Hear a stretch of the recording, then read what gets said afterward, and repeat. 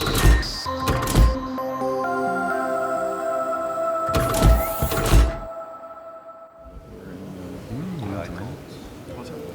morning, ladies and gentlemen. You must all be Arsenal supporters like me. Good morning, ladies and gentlemen. It's the first time I've been on the stage this morning, so I just also wanted to add my own kind of thoughts. I hope you had a good day yesterday, the first day. I think we had some very interesting sessions and some great conversation and networking. I hope you enjoyed the dinner last night. I think it was as what the whole conference is supposed to be. I think it was quite a bit of fun. I hope you enjoyed that too. I think the session started off well this morning, some more interesting discussions. But there seems to be some misunderstanding of when I said it was going to be the fun conference, I kind of meant that I was going to be the one having fun. It wasn't supposed to be that people were having fun by laughing at me. And that seemed to have happened quite a bit the last couple of days. Some confusion with Danny DeVito and George Clooney. I apologise for people getting the photographs the wrong way round. It's an issue in our production department. They were obviously using the wrong photographs and the wrong information. But I do hope that you've had an enjoyable couple of days, and we've got the rest of the day is also looking that it's going to be another great afternoon with the think tanks in the afternoon, which are really one of the most popular things that we do at any of our conferences globally. Really important and brilliant for interactivity, drilling down on subjects and perfect networking opportunities. And then the great session at the end where we've got some of our most important car maker delegates and others being part of a panel discussion. So a great opportunity to ask them some questions. So make sure that you're here for the rest of the day. Don't plan on sneaking off early. And the subject today is risk, or this morning really, is risk, investment and planning. Risk. Risk that, it's not just in logistics. It happens in other arenas, in sports. The risk of being the best football team in Europe, and yet the referee seems to be biased towards Spanish teams. The risk of German football teams somehow cheating their way past the Italians in their football games. So risk is something that happens in every industry, in every arena, and leads to great disappointment, even though you've done so well and deserve the success. But how do you plan for risk? How do you invest in risk? That's what we're going to be talking about in this session. So we've got a great panel. Give different kind of perspectives here. We've got logistics companies, who's going to be led by Bram Ewals, or one of the logistics companies, Bram Ewals, the CEO of Ewals Cargo Care. A kind of a technology perspective from Shaun, Joughin, the senior logistics consultant from Quintiq. Transport intelligence. I must admit, having been doing these conferences for whatever it is now, about 17 years, I'm not sure if transport and intelligence go together in one title. But Transport Intelligence, a great kind of consulting and an analyst company. There's Thomas Cullen, a chief analyst from there. Pawluk, the CEO of CTM, an innovative solution for logistics. And Ruud, Vossebeld, director of business development from Inform, again, a technology company. So we'll be hearing different perspectives, different ideas on the challenges, solutions, and what the thought processes are behind this very important subject. So the initial presentations and discussions will start from the table, the panel table, and then we'll have a final presentation from CTM and Inform, and then we'll go even more directly into the Q&A. Okay, shall I kick off? Thomas. I'm on the mic. Okay, hello everybody. I'm Thomas Cullen from Transport Intelligence. Risk is an enormous subject. Our company has recently just published a white paper on risk in collaboration with the law firm Holman, Fenwick and Willen, who are a London corporate law firm specialising really in logistics, but particularly shipping. And that tells you that risk is really almost a strategic issue. It's also one which is profoundly misunderstood. But not only is it's a strategic issue, it's also an operational issue, as we'll hear here. One of the one of the, no, I don't actually have any slides on at the moment. The slides we have, do we have the slides? Can we put the slides on? Can we have the slides on? No? No, not at all. Okay. So the risk is an enormous issue. It has both strategic, tactical, and operational aspects to it. But it's also a very dynamic issue. But it's also a bit of a nuisance. It's not something that we ever really like to think about. Risk is one of those things that you get these endless white papers from management consultancies and so forth coming in, and you never really pay much attention to them until things go wrong. And it's like the plumbing of your business. You need it, but you don't really want to think about it very much. Okay? But the problem is, it's pretty fundamental. And of course, we know what happened. Well, do we know what happens when it all goes wrong? People think, well, at the operational level, you might have a bit of cost. You might have additional problems in terms of delay. But you only have to look at Tianjin to see the huge explosion there, which was a good example of where risk in logistics goes wrong. And I can't actually remember how many people were killed at that particular logistics incident, but it was quite significant. And to say that it shut the port for a few days, I think is probably an understatement. So risk has a very wide gamut in terms of both in terms of its frequency and its importance. But one thing that really pulls it together is the importance of information. Information is the key tool in terms of managing risk. Okay, we were talking in the earlier session about the Industrial Revolution 4.0, and their information is a fairly explicit aspect of that. But in trying to avoid the likes of Tianjin explosion and everything to the left of that, information is absolutely fundamental. So, but the problem is a huge proportion of the information that we have is very dodgy. Okay? Generally, we can very broadly generalize that we've got two types of information that qualify two different types of risk. One is quantifiable, where our information we think is good, and we say, as a result, this issue has only happened once every 20 years, therefore I pay this insurance premium. But the big problem is there's a whole load of stuff, a vast dark continent of stuff which is completely unknown. And that's actually where probably most of the risks happen. So the real key in terms of managing risk is actually trying to improve that information picture. But, and that's at, yes, operational level, which we'll hear from these gentlemen. But as I'll come back to perhaps later on, is also at strategic risk.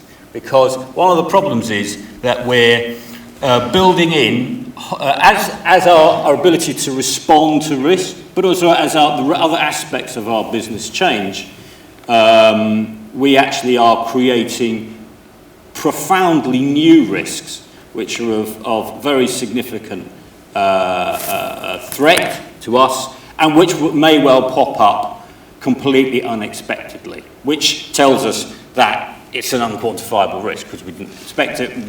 That was not there in the historical data. And I think that issues like Tianjin is a major warning. Tianjin was pretty predictable. I mean, European chemical logistics was characterized 50, 60 years ago by those sorts of problems. But it's still nonetheless a warning that there are other further problems out there which will pop up. However, we'll look first at the operational risk. In some respect, the operational risk is the risk which is the most prominent in your day-to-day activities. That's the one that you're going to see as being your biggest problem. Doesn't necessarily mean it is your biggest problem, because nobody's probably going to die, but it's probably going to be your biggest problem on a day-to-day basis. And it's a good example of how the information tools that are out there are evolving to manage this sort of risk. Okay, so if we go to Ewals, and they will, yes, to go through that. If we talk about risks, uncertainties, investments, etc., from a logistics point of view, there are several aspects to look at. For us, we operate on one hand a large fleet of own equipment, so we have an equipment risk there. On the other hand, we run control towers, where we actually are more or less the buffer also for logistics requirements of customers.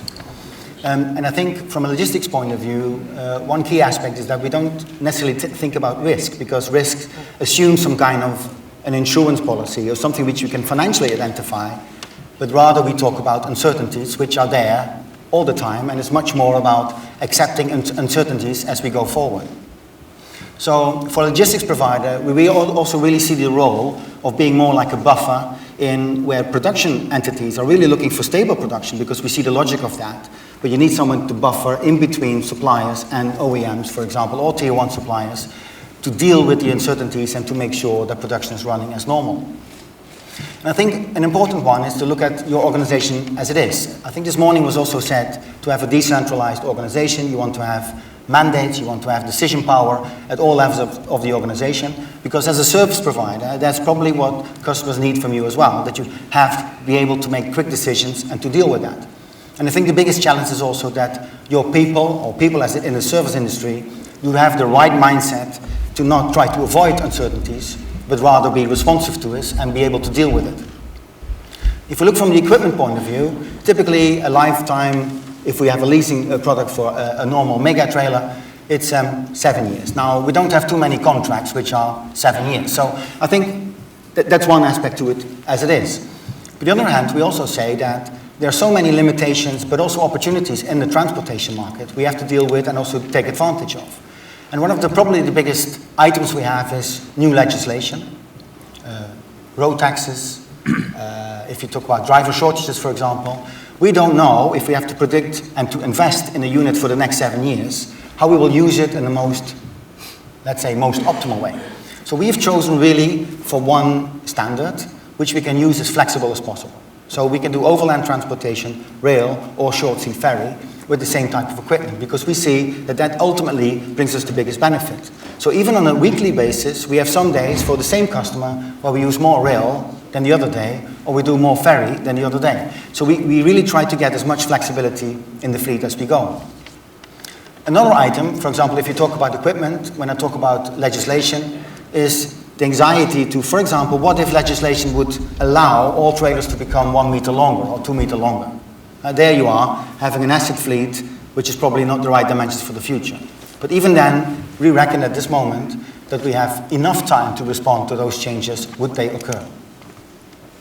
If we talk about scenario planning, we talk about control tower solutions. We see both on 3PL and even 4PL, scenario planning really helps us not so much to predict the future, but to understand where events could happen and what the impact could be on the model of operations, and that we can have a little bit more time to upfront discuss with customers and also with partners what the uncertainties are coming and what the results will be for a logistics process. So information sharing as soon as possible or as early in the chain is important for us, because we also realize that even when we talk about stable production planning, actually within the week there are deviations, not necessarily brought by production, but by the circumstances we have to deal with. If you just look at last year, we've had strikes, we've had the immigrant issues, especially on the corridor to the UK. So we had imbalance situations in Europe which have been changing, and there we really saw that the momentum of response to these uncertainties were very much decided within the week or even at the same day. And I think this is also how we as a logistics service provider try to deal with that. And I think one topic to conclude with is that the trust between customers, lead service providers, and all the partners which are involved is actually quite eminent. If you talk about uncertainties, we see that there's a tendency to translate those uncertainties into risk and to put them through the supply chain. In other words, contracting are talking about consequential losses. You have to have additional premiums to deal with that. And the question, of course, comes, how much slack is in the supply chain at this moment to deal with these uncertainties or perceived risks? And what is the opportunity there? Just to give you an example, if we talk about lead times, especially on the longer corridors, you can imagine with just-in-time or time window transport. From a planning perspective, you also allow yourself some slack. Now the question you could ask, or the rhetorical question you could ask, how many waiting hours are we actually accumulating, let's say on 100 shipments, to avoid of being just a little bit too late in 2 occasions? And that's the only way to address this, is to be together and to talk about it, and also trust each other that all parties have the right intention to solve issues and to deal with uncertainties. So I think that's maybe the item I would like to conclude with for this moment. Okay, so go ahead, Shaun. Okay, thank you very much. Good morning, I'm Shaun Joughin. Thanks for the opportunity today to talk to you a little bit about the thoughts of how planning technology can help in this area. I'm based in the UK. I work for our logistics business unit of Quintiq. We're based in our headquarters in Den Bosch in the Netherlands, and we set ourselves a target of actually trying to solve all of the world's planning puzzles with one software platform. And we're doing quite well at the moment. We're ranked about 4th in the world by Gartner, behind the big boys of SAP and Oracle.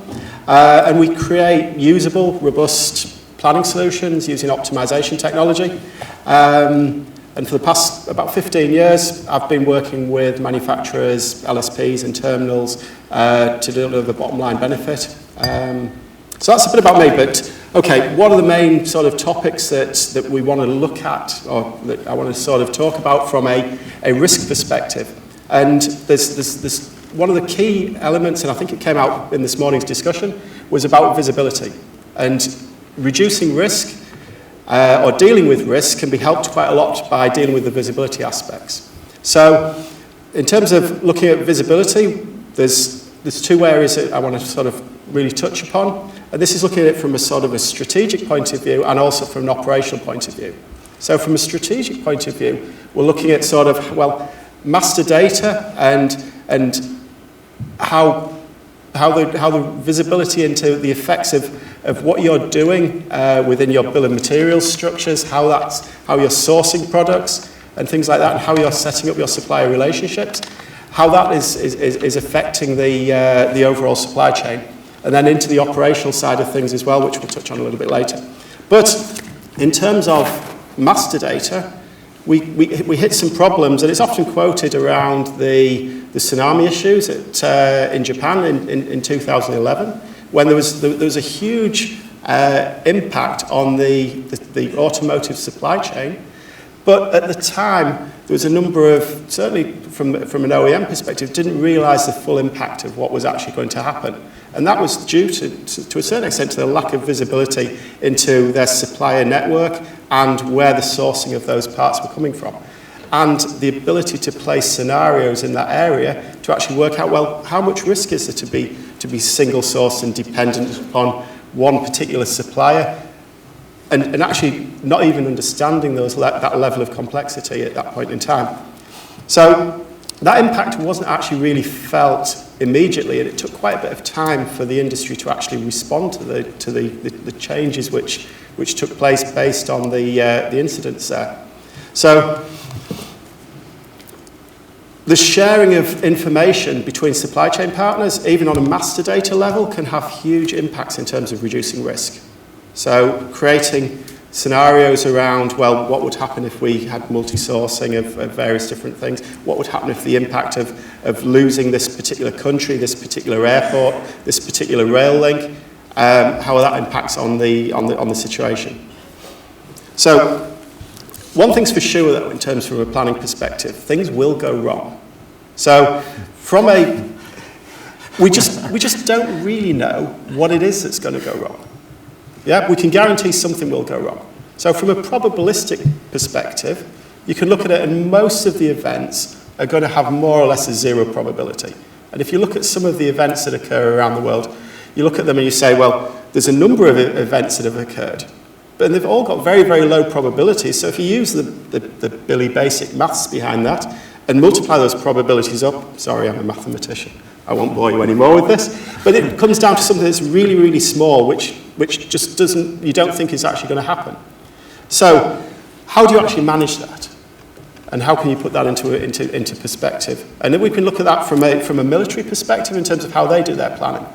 They don't know how everything's going to respond in that situation, in a particular situation. They don't know whether the enemy's going to attack from the top of a hill, or this hill, or over there. They don't know what the sequence of events is going to be that's going to pan out, but they plan and look at the various different options, and the actual process of going through a planning process actually gives them the tools and some solutions in their back pockets. It might not be necessarily the solution that they're facing at that particular point in time, but it allows them to have gone through that mental process and becoming a forward-thinking planning organisation, and to use some of the tool sets which are out on the market to actually emulate what is going to happen, or what could happen in those different situations.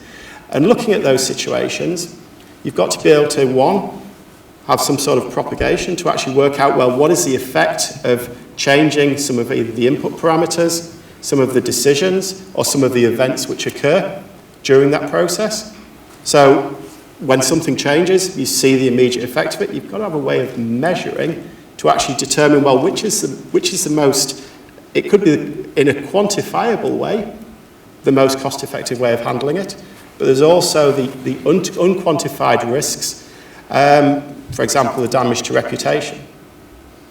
There's a number of people looking at that at the moment, especially now that the supply chain has become a little bit more vertically focused in terms of the whole consumer experience of interacting with the automotive brands, and how that can actually be damaged by impacts on the supply chain. And then we go down into the operational side of things in reducing risk, and that's more about trading information in nearer real time with partners in the supply chain. So in terms of if there is a truck which is delayed for whatever reason, for traffic, for bad weather, and it's going to be delayed into a consolidation centre, what is the impact of that on and how much information is shared between the LSPs, between the OEMs, between the various different suppliers, in terms of actually trying to smooth that information flow to actually reduce the risk? Because there's a statement out there that people say, where there's blame, there's a claim. So that tends to shut down the barriers between the various different parties, and even within the organisation, to be able to communicate in terms of, well, what is the problem and how do we mitigate the risk before it actually becomes a problem. So in conclusion, it's really the ability to create the scenarios and the ability to deal with the collaboration to actually try and reduce the risk within the various supply chain between the partners. Okay, thank you.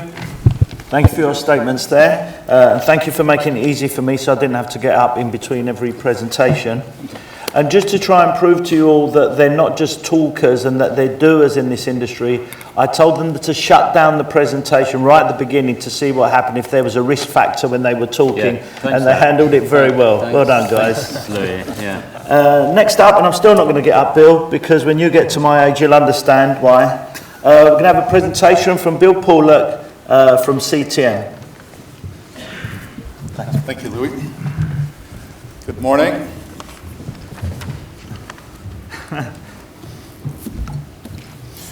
Do we have a remote somewhere?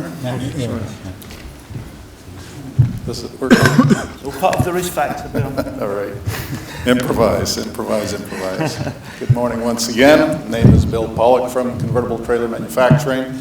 Risk, investment, and planning, the topic, and I'm going to speak about risk more in relation to investment and furthermore onto innovation. That's my contribution here this morning. So I want to address the issue in the auto logistics sector of the inefficiency, shall we say, of the delivery of finished and unfinished vehicles. That's our direct interest in this. And we think it's a recognizable situation throughout the world. And we segue into some more pleasant thoughts, but we're going to get into the nitty-gritty of this matter simply because, yeah, we all want to pretend that these issues don't exist, and it's nice to think of more pleasant thoughts, shall we say. Springtime is upon us. There's nothing more pleasant than getting out in your brand new car and driving out in the countryside and enjoying the fresh air, all that kind of stuff. It's cool. But of course, with springtime, also symbolic of new ideas, new beginnings. We want to talk about that. Investment, innovation. We all want to see improved efficiencies. It appears that the automakers all are interested in increased efficiencies. I think that's a clear message we all have. Christoph Sturmer yesterday talked about what's our purpose here and point number 2 out of 3, he said, we're here to harness technologies, innovation and talent to execute strategies that will assist in meeting greater expectations. We're always expecting more. So what are we going to do about it? Now we can pretend that these problems don't exist, but I think we know, all of us know that they do exist.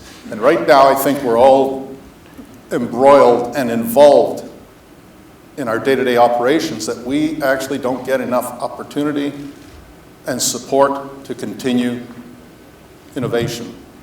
Changing the way you're doing things. Everybody's busy from the time they get to work, doing what they do every day, and they don't have time to turn their head for a while and see, okay, how can we do this best?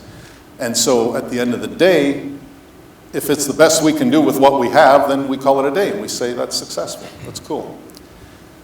And I think that that's a part truth, and we are ignoring a very big issue. Once again, it's estimated that there's about $75 billion annual loss in the empty capacity in road, rail, and ocean in the auto sector worldwide today. That's a significant number, and I know that's got to mean something to everybody in the room here. Again, we're doing the best we can with what we have today. I think there's a lot of technology out there that can help us change that situation. I'll segue a little bit in another direction here. I'm originally from the fire service. I spent 25 years in the fire service. We dealt with people's problems. And although everybody here thinks, well, what's the relevance? Well, there's a whole pile of relevance here. What you see on screen, of course, is something that happens about 2% of the time. It rarely happens, actually, even in a focused environment of emergencies. The big show only happens a few times a year, in some cities maybe more frequently. What we do in the fire service is prepare, prepare, prepare. We train. Fire prevention. We talk about all the different ways of not allowing this scenario to get to this stage. We focus 95% of our energy on that. And when things do go wrong, well, we have to prepare for that. We have to know, what are we going to do when the big scenario does take place? Not a matter of if, it's a matter of when. So, as was stated earlier by one of the panel members, it's such an infinitesimally small probability that we kind of forget about it and we kind of ignore it. Simple example from my experience, downtown in a major city, you get a lot of calls to high-rise alarms. And you go to these alarms and you figure, okay, you go upstairs, what floor that the alarm is on, you go up there, and oh, it's a false alarm. You find out it's a faulty sensor, or somebody was trying to make some toast. Simple stuff. You go there, oh, it's all okay. Call it all off, let's go back home. You turn around, you go do it again. 10 minutes later. You go up there, oh, 31st floor, broken water line. Okay, it's nothing, let's go back. And by about the 9th call that night, nobody is putting on their breathing apparatus anymore. They're tired, and they go up in the elevator. And yes, the call's on the 26th floor. So we know the incident's on the 26th floor, and it's a possible fire. We got smoke detectors going off. Let's get off on the 25th floor. That's standard procedure, and then we'll put on our breathing apparatus and finish the rest of the investigation, because it's probably another false alarm. And we get to the 25th floor, and the elevator opens, and the fire's on that floor. And it's hot. You open the doors, and it's in your face. Nobody's got their breathing apparatus on. What the heck are we going to do? This stuff happens all the time. Not a matter of if, a matter of when. And in that scenario, everybody hits the floor, of course, get down to the coolest area available.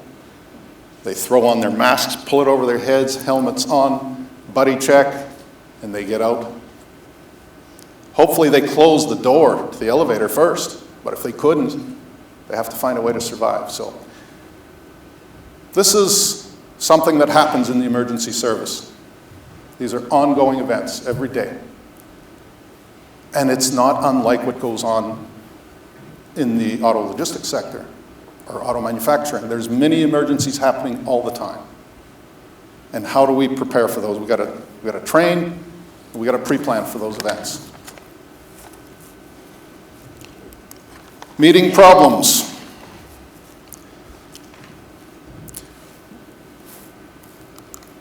Sorry. We try to identify the problem head on. We have empty miles. What are we going to do about them? What's the first thing we could do about them? Presently, you have auto carrier assets out there that on road, rail, and ocean that are only capable of shipping vehicles. Worldwide condition, 100-year-old bad habit, I call it. What do? We have to change the equipment, innovate, improve it. If we don't, we just continue repeating the same old thing. And that's the way the table's set today. That's the rules of the game. So we all think we've done everything we can to improve efficiencies. Got the lowest price possible. We went to 10 different vendors. Best price possible. Look, here's the evidence. And you're right. It's the best price possible given the game as the table is set today. We have to change that game. We have to change what's going on today, change the standard. Many different ways of improving efficiencies. And this is one way, of course. Improve your load factor, I guess. We think there's other ways, though. We think there's other ways, and we want to couple hardware technology, perhaps, with software technology and new processes. Got to rethink the game. I throw this in here. This is just to plant a bug in your brain. We're thinking maybe we can combine some movements in the auto logistics sector. Very simple stuff. Again, some basic examples of what we perceive to be the solutions in the industry. And this is just one example, and I'm sure there's many different examples out there. This is actual equipment, prototype equipment that we have out there demonstrating the different possibilities. Once again, got to prove the concept that this equipment is multifunction, that it can do 2 jobs, or 3 jobs, or 5 jobs. Why not? You guys are all very familiar with this. A lot of parts, they all come in. They all come into the plant. We think that to have just the hardware, of course, is one part of the solution. Previous condition, and actually still present, is there's a specific type of hardware. We've improved on that, we believe, and now we want to include some more intelligence behind this because, frankly, taking an idea like this and incorporating it into the auto logistics sector is no small task. Everybody's busy with their existing processes. Everybody's busy trying to keep up. We actually have capacity issues, and it's a very difficult time to incorporate new ideas. We know that what goes in must come out. Simple mathematical equation. So let's figure it out. We can do this together, all of us. And I'm not saying getting married permanently. We could cooperate on an ongoing basis once in a while. Anyhow, interconnectivity from a software perspective, an internet perspective. Mr. Iwaniak mentioned in the last session that only 1% of things are connected to the internet, or interconnected, we'll say. And I found that to be an interesting number. I'd never heard a quantification like that yet. And whether that's accurate, 1% or 5% or 0.1%, whatever it is, even though we think we're really, really connected, I believe also that the future means we're going to see a quantum leap in interconnectivity. And given that fact may be speculation, maybe theory, but I think we all here believe that interconnectivity is going to increase as we go, as we progress over the coming decades. Why can't we use this interconnectivity to help us figure out what we're doing in the logistics industry and make our equipment do its job? Trucks don't care, ships don't care, rail cars don't care what they're doing, what they're hauling. We as people have to, people of the industry, the experts in the industry, have to drop our viewpoint on these things, our habits. We have to question all of that, look for different ways. But interconnecting is critical, that if we could get everybody's data flows all connected as an industry, what could we do with that, especially with assets that could serve a multifunction purpose? I don't know what the future is, but I have an idea where it's going. And it's understanding data is like looking in the rear view mirror and trying to drive forward. It is kind of a scary and risky process in itself. But it's actually the best thing that we have in front of us today, is our previous experiences to help us guide us forward. But I think it's probably the most effective tool that we have today, because I don't believe this crystal ball exists. Not yet. So at this point, I'd like to call up Ruud Vossebeld from Inform, and he's going to elaborate more on the software side.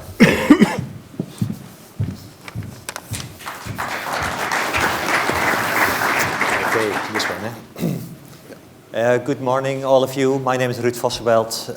I'm working 6 years for Inform. Also 10 years I've been working in the automotive industry. A few years ago, I met Bill, and as some of you probably know, Inform is very active in the logistic optimization area. We get many questions from companies. How can you help us to find the next 10, 20% cost reduction, efficiency? But one of the challenges that we always see is that everyone looks for the flows from A to B. How can you do that as efficient as possible? How can you have the best load factor from A to B? But many forget how to do it back from B to A. And it goes that far even that big companies, they need to report on CO2, and the only thing they look after is how can I report that I'm doing as good as possible on my A to B area. And they pay the bill for the transport, but they will not measure then that maybe this truck will go empty back to the source.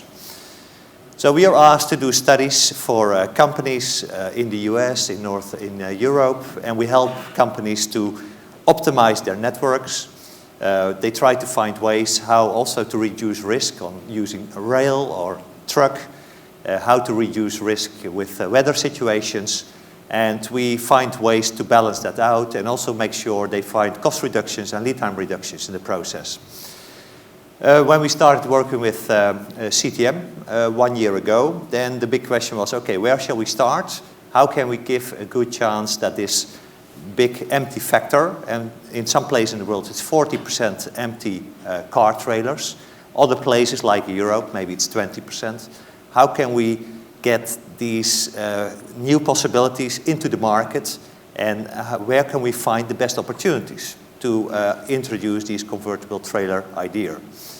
We started thinking about, okay, what sort of combinations can you make? You can combine cars with cars, but that's not where you need a convertible trailer.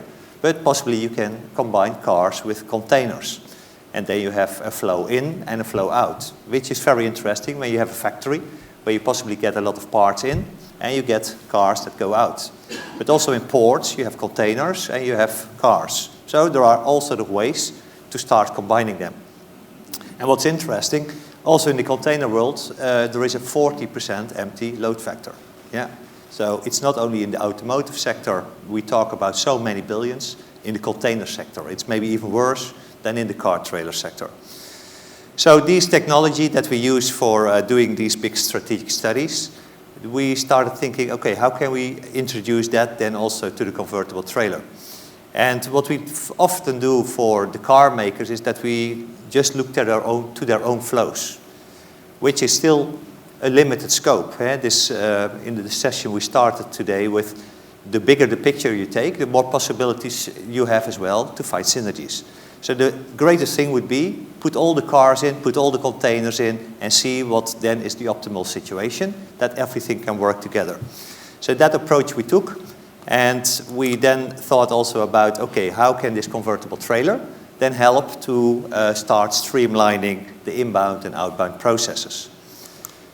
The simple example is, of course, this convertible trailer takes first cars to the dealer, and it goes back to the plant. And many times that's an empty backload. At least we know from the US, from China, that 40–50% is empty, which means that most of the time they drive back empty. What we believe is looking to other flows, like containers or parts, this load factor can increase a lot. And we have examples now on the road that this also can happen. So it's proven technology. Bill had in his company in the past a 40% empty load factor. He reduced that to 5%. Yeah, so it's proven that this can work. But now the big question is, where are the hotspots where these convertible trailers can play a role? So what we have done is we have collected all the vehicle flows in Europe as a start. We talk about Ford, about Nissan, about Renault. There are public data available to collect all this information. We know where the cars are sold, we know where the cars are produced, and we started connecting all these dots. Also, we started looking in all available inbound data, which can be engines, transmissions, because we like to combine inbound and outbound. The next thing we started thinking about is, okay, there are many flows which are reasonably balanced. It can be that Ford takes cars from Germany to Spain, but Seat takes cars from Spain to Germany. So there is still a balanced flow. So we need to look to the big picture. We need to look to all these European car flows at the same time. And then the big question is, where are the biggest unbalanced flows? And that's what we developed a tool for to get that visible. So we created a tool that we can use car maker by car maker to look into one side the inbound flows, the other side the outbound flows, and see if there is an imbalance in a company like Ford or in a company like Nissan. But at the same time, we can also look to all the other flows from the other car makers. And what comes up then, what you see in this example is, let's say, what are the top 10 areas where empty loads happen the most. And what we want to do together with Convertible Trailer is discuss with the car makers if they also believe they have a problem with too many empty loads, and see if for, let's say, the top 10 routes, is there a chance to bring in a convertible trailer so that the empty kilometers can be reduced. And the potential is very big, but we need to sort out step by step. Is it a logical route that can be made? Is the loop realistic? Maybe we need to think about triangles that need to be made. But we are in the beginning, and we already can highlight at least all the, let's say, 100 or maybe 1,000 flows in Europe where the imbalance is very big. The database is about 100,000 lines with car flows, with inbound flows, and we can combine them all. And what's very interesting, when we talk with parties outside automotive, electronics or retail, they have a big interest because they hear there is a 20-30% space available, and they are also looking for further efficiencies. They also want to report about CO2 reductions. They are very keen in how can we fill that space. So they like to bring in data as well, combine it with, let's say, the automotive industry, and see how maybe cooperation is possible between automotive and non-automotive. The system we have called Convertible Logistic Intelligence Center, and we basically invite everyone from you to see how it works, to see if the data are realistic enough, or maybe we need to add some additional data to it, and start having discussions about how to reduce empty driving. So we can easily analyze flow by flow, country by country, but also region by region where the possibilities are. And I think that's a great starting point because it shows immediately the big business case behind it and the big saving potential. Because I think everyone from you, from the car makers, there is a big saving potential in having less trucks available.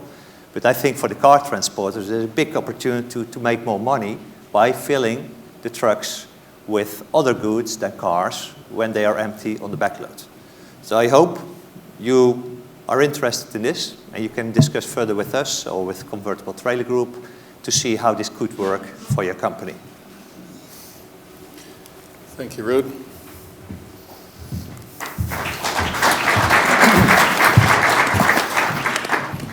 So I'll quickly finish off the presentation.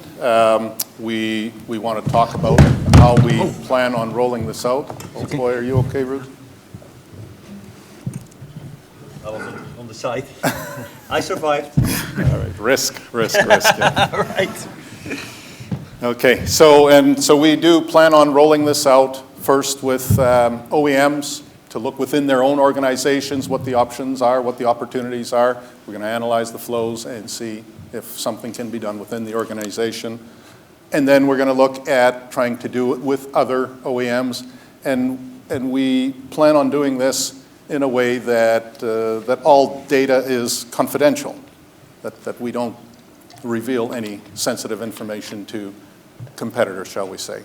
So it's an agnostic system that can just realize where the flows are and how to combine them. After that, we have no interest further. We just want to improve efficiencies. And then, of course, we want to tie automotive logistics closer to general freight logistics because there's more scale, more volume, more possibilities there. Those are the three phases of how we're going to roll this system out.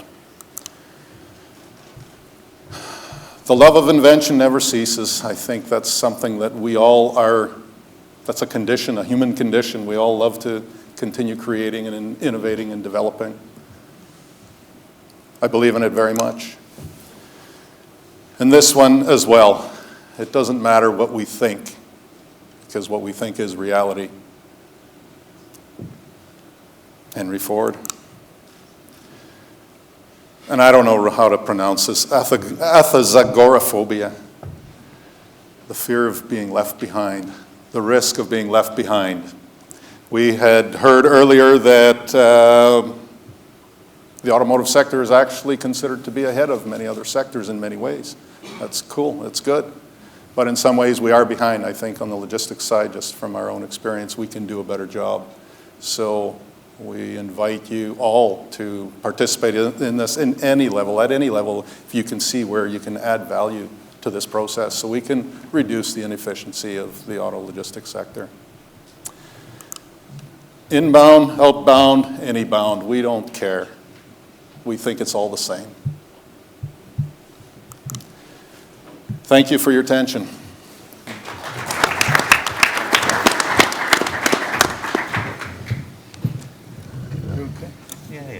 Thank you very much, Bill.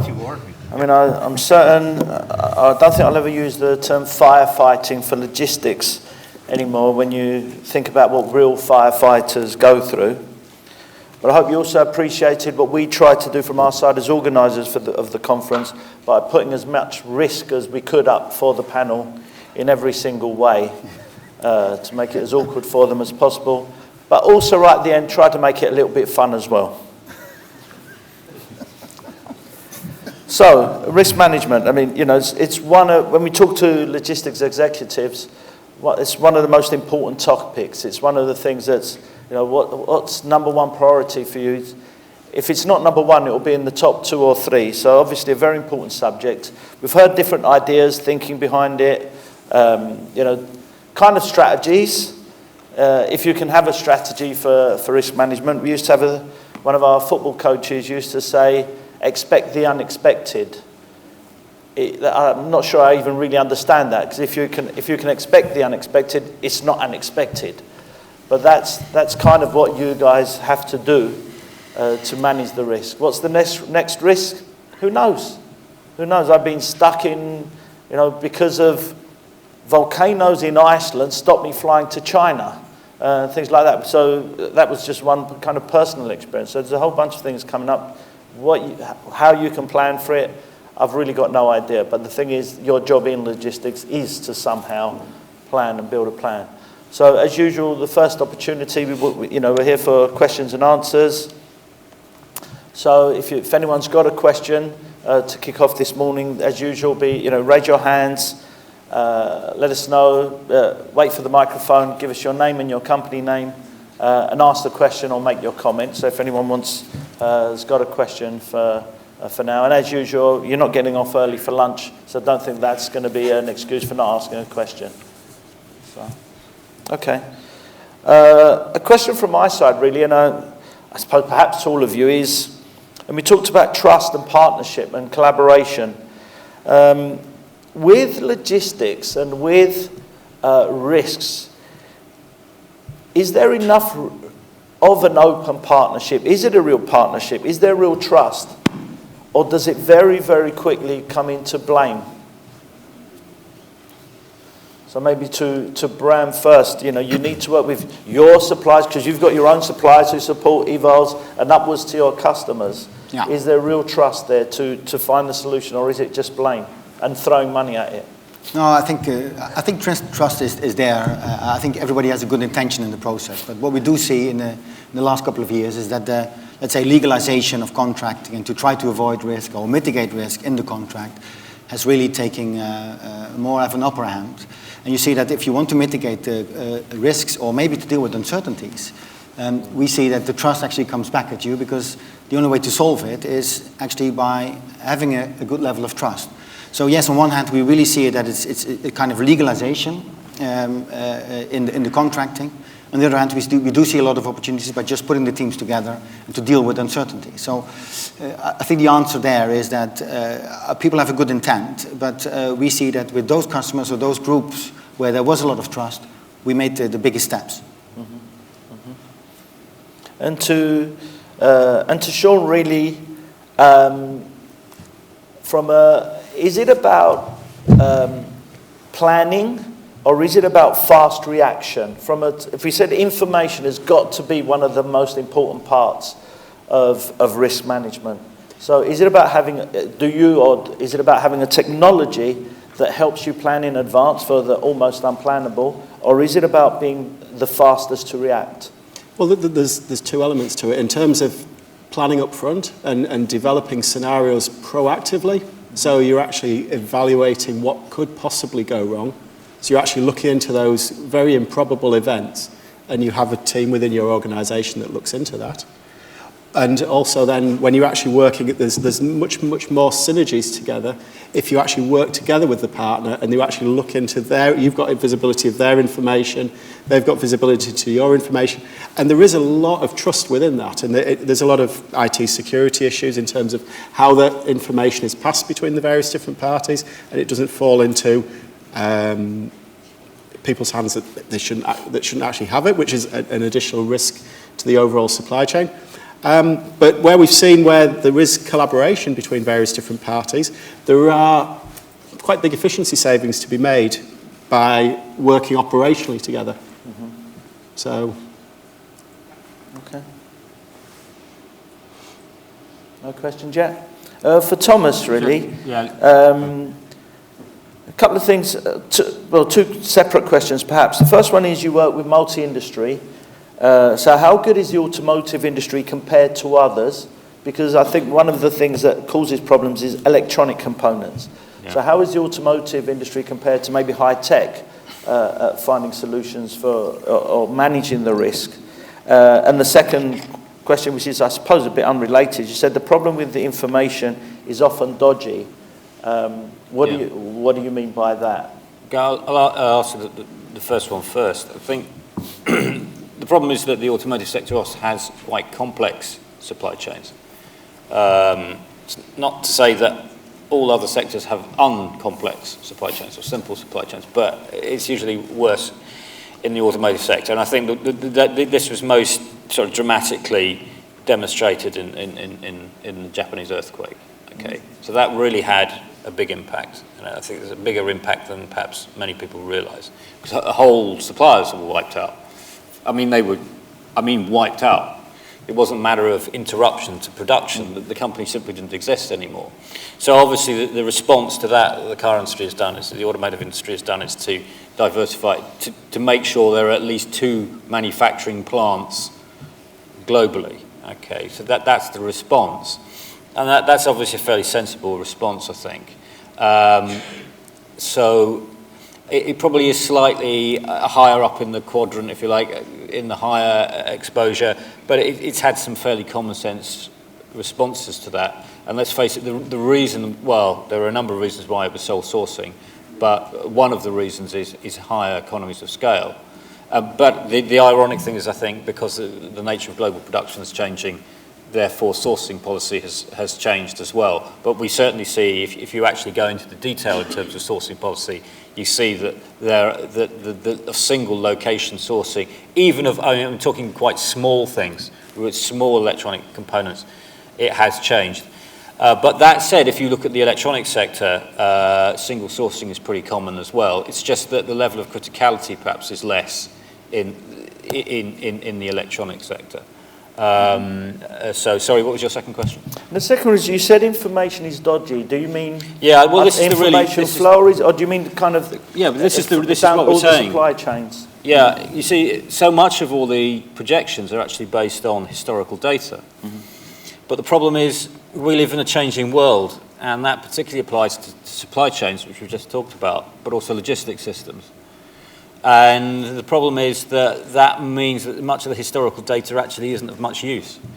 And what we've been kicking around recently is that the dramatic change in the size of container vessels, for example.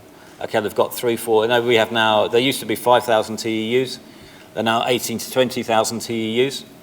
Does that simply mean that there's 3 or 4 times as much risk in a ship than there used to be? Is there a linear relationship between the size of the vessel and the amount of risk taken on? And that probably isn't the case. The risk graph, I actually do have a slide with a graph on it, but everyone seems to be very, very resistant to me showing this graph. I don't know why. But it may well be an exponential risk, because, for example, if a tank container, which has got explosive material inside, hazardous material inside, blows up on a 5,000 TEU vessel, that's fairly easy to manage for a fire brigade. Okay? If it blows up a 20,000 TEU vessel, the chances that will turn into a huge inferno is much greater, because it's very, very hard to get at the tank container because it's such an enormous vessel. So that tells you that the cost of an individual accident with a container has changed, and the risk factor has changed, risk profile has changed. But that isn't reflected in the risk management tools that the marine logistics sector actually uses. And when actually you drill down into the risk management tools that they actually use, you say, well, what actually decides how much insurance premium you have? And they said, it is risk. And I said, is it really? Well, it's not actually. We just set the budget at that, and that's the risk. That's the insurance premium. And so what I'm saying is that not only is much of the historical data dodgy, It's out of date and it's not particularly relevant to a lot of logistics systems that are in place now. But people ignore it, even the dodgy data, they ignore it, and they simply impose budgetary constraints. So actually what we see is, even on basic things like that, many of the risk management tools, they're simply not there. And I mean, if you want to manage risk in that particular case, you might say just have a proper insurance audit, perhaps. Okay? And everyone laughs, but I better be anonymise this. People were saying, for example, there was a large oil rig that blew up about 20 years ago, and the risks, the costs, the insurance costs of this were absolutely colossal. And what one of the insurance companies, the oil companies, and also the oil service companies were attempting to do was to get retroactive insurance. So they were, yeah, my oil rig's blown up. Can I get insurance for that? Because I didn't insure it. Now that's actually what happened, and I think that's often the case. People don't actually want to pay the premiums for insurance. So actually, when we're talking about risk, it's some of it is fairly dumb. There are also other problems, of course. We have enormous problems with cyber risk now, because guys like this designing you lovely systems that will, you know, optimize your cargo and on a real-time basis. But what happens if you get criminals who penetrate that system? Because criminals don't have to break into container yards anymore and steal the stuff out of a container. All they have to do is to hack into the system and reroute trucks to a convenient location of their choice and take possession of your container and drive off with it. And it's no use saying that this doesn't happen, because it happens it happened in Rotterdam, happens in Antwerp, it happens actually quite frequently. We suspect, but people for some reason are a bit cagey about talking about the fact that their entire IT system has been subverted. So that's another example of how a whole new area of risk has opened up. People built fences to keep criminals out, but criminals now have a dramatic superhighway right into your bank account. That's a fairly substantial risk. So actually, the risk picture is quite dynamic, and a lot of ways to deal with it are often quite common sense, but people are either too lazy or too greedy to respond to it. Okay. I wish you'd tell us what you really think, though, sometimes, Thomas. On the kind Those are my personal opinions, by the way, not the opinions of Holman. On the kind of subject of insurance a little bit is, again to Bram perhaps, is how can you invest to avoid risk or for risk management? Because you're being asked to invest quite a bit of money in something that it might not happen.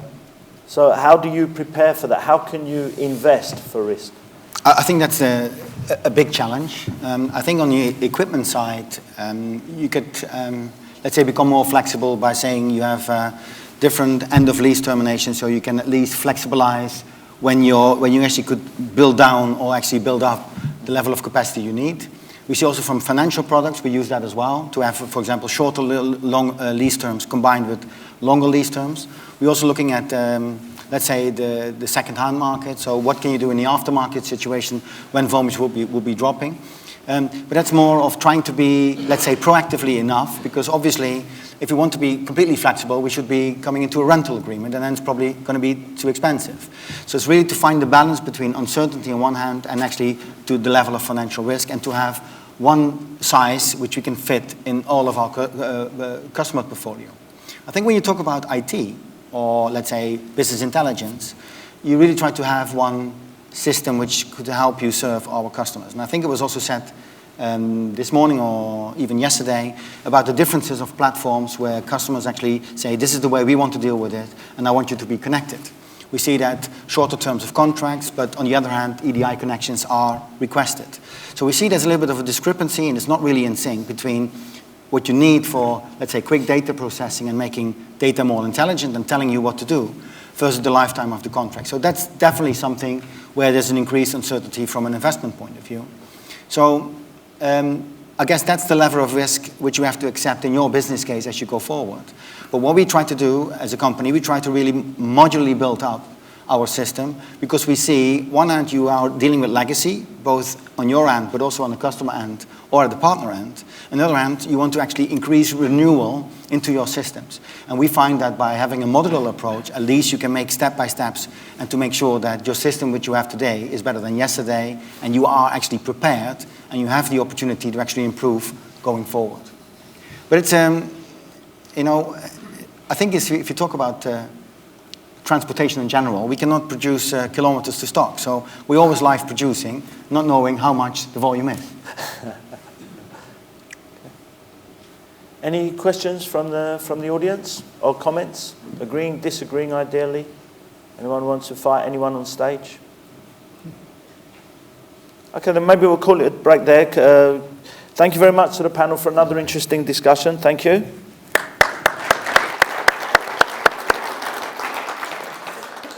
Just a reminder about the evaluation forms that are on the table. You'd be crazy to leave early today with our amazing think tanks and the great panel that we've got lined up. But if for some strange reason you've made a mistake and you haven't managed your risk well, please complete the evaluation forms before you go. They're very important and really an important part of our decision making when we plan our conference.